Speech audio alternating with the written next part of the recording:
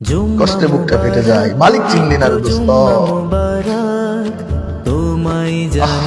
মালিক চিনলি না।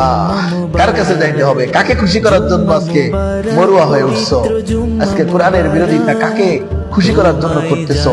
নিজের হাইসিয়াত, নিজের আহাল, নিজের সমাজ, নিজের পরিবেশ, মানুষকে খুশি করার জন্য, মানুষকে খুশি করার জন্য। তবে শুনে রাখো, এই মানুষগুলা কাল কিয়ামতের ময়দানে কিন্তু সামনে বাবা, পিছনে মা, ডানে সন্তান, বামে স্ত্রী, আহাল পরিবার, তোমাকে জাহান্নামের ভিতরে ঢুকায়া তারা জান্নাতে যাইতে চায়।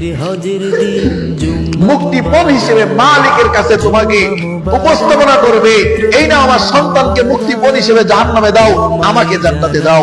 স্ত্রী বলবে, নাও আমার স্বামীকে আল্লাহ তুমি জাহান্নামে দাও, আমাকে জান্নাতে দাও। সন্তানে বলবে, বাবা আজকে তোমাকে মুক্তিপণ দিয়ে আমি জান্নাতে যাইতে চাই, যাও আল্লাহ তুমি আমার বাবাকে জাহান্নামে দাও, যে বাবা আমাকে খাওয়াইছে, হালাল হারামের পরোয়া না করে হারাম ভক্ষণ করছে, আমাদেরকে ভক্ষণ করাইছে, যাও আল্লাহ এই বাবাকে মুক্তিপণ হিসেবে দিলাম, তুমি তাকে জাহান্নামে দিয়ে আমাকে জাহান্নাম থেকে মুক্তি দাও। পবিত্র জুম্মা মুবারক তোমায় জানাই, মনে রেখো বান্দা, চলে যাইতে হবে।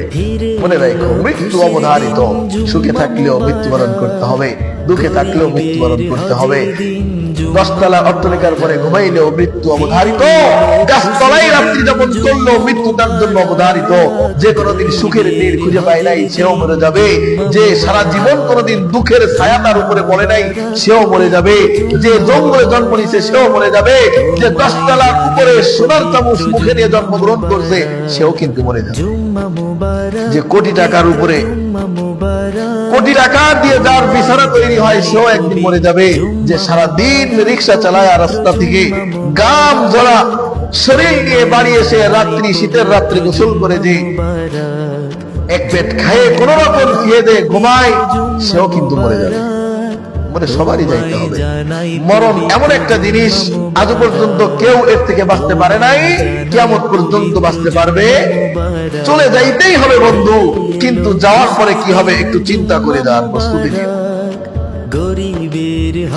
যাওয়ার পরে তোমার সঙ্গী, তোমার সাথী, তোমার আহাল, তোমার পরিবার, তোমার পরিজন, তোমার সমাজ কোথায় থাকবে? তোমার কতটুকু উপকারে আসবে?